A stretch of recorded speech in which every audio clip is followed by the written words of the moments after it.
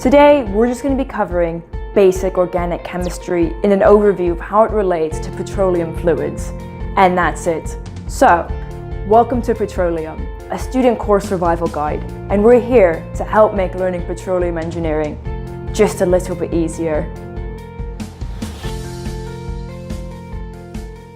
Petroleum fluids are called hydrocarbons because they're hydrogen and carbon atoms bound together. And depending on how many carbon atoms there are, is how heavy that petroleum fluid is. For example, methane. It's our lightest petroleum fluid with only one carbon atom. Perhaps in your barbecuer, you're using propane, which is 3 carbon atoms.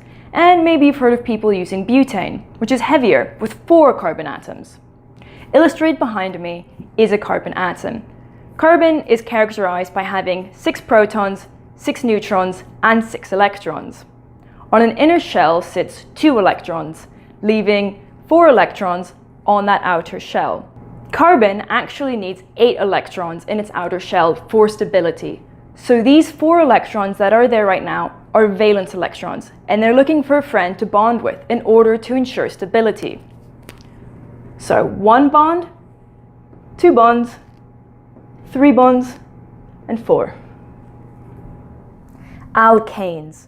These are the most simple and basic hydrocarbons. They're sometimes called normal paraffins or paraffin hydrocarbons. And what this is a chain of carbon atoms surrounded by hydrogen atoms.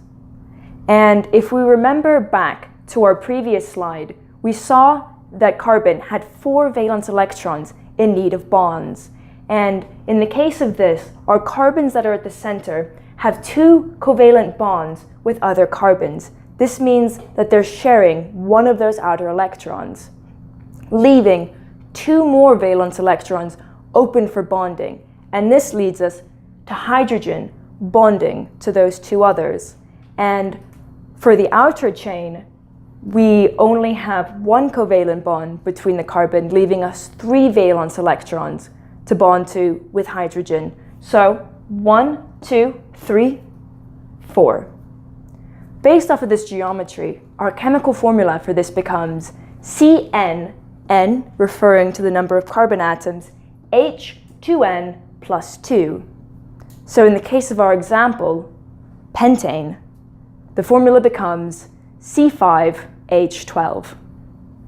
Having a basic understanding of your alkanes nomenclature, at least 1 through 10, will help you in your courses.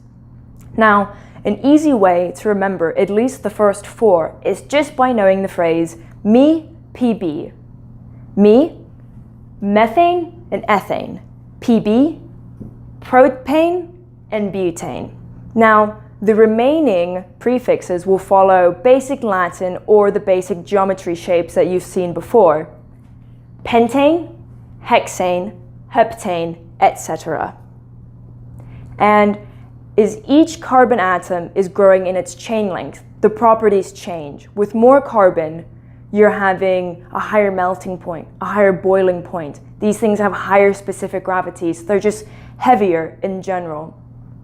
And if we look at these different properties at room temperature, our standard conditions, we notice that 1 through 5, so 1 carbon atom through 5 carbon atoms, tend to be gas at room temperature.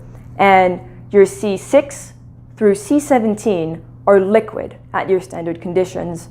C17 plus are solids at standard conditions. Alkenes. They're straight chain carbon atoms with a double bond, giving us a chemical formula of CnH2n. Now, you might remember this chemical formula from our cycloalkanes. However, this isn't going to behave the same even though the chemical formula is the same. It's a straight chain, so it's more likely to behave like the straight chain cycloalkane. However, due to this double bond, the double bond is more reactive and more likely to break. And the reason this is because the carbon is sharing 2 valence electrons with carbon instead of just the usual 1. Also again, like our alkanes to cycloalkanes, these alkenes can fold over and form rings known as cycloalkenes. and its chemical formula becomes CnH2n minus 2 because of those carbon atoms folding over themselves, which we can see in our diagram here of cyclopentene. Alkynes, with the chemical formula CnH2n minus 2, is a straight chain of carbon with a triple bond. And this triple bond is even less stable than a double bond, so we see the triple bond breaking apart first. So you'll often see an alkyne going to an alkene going to an alkane. I've only got one last thing for you guys to understand our basic chemistry of hydrocarbons and what you need for petroleum engineering. And this is the idea of isomers. In our case of petroleum engineering, our isomers are really only going to consist of methyl groups. And methyl comes from meth, meaning one carbon atom, which we see here.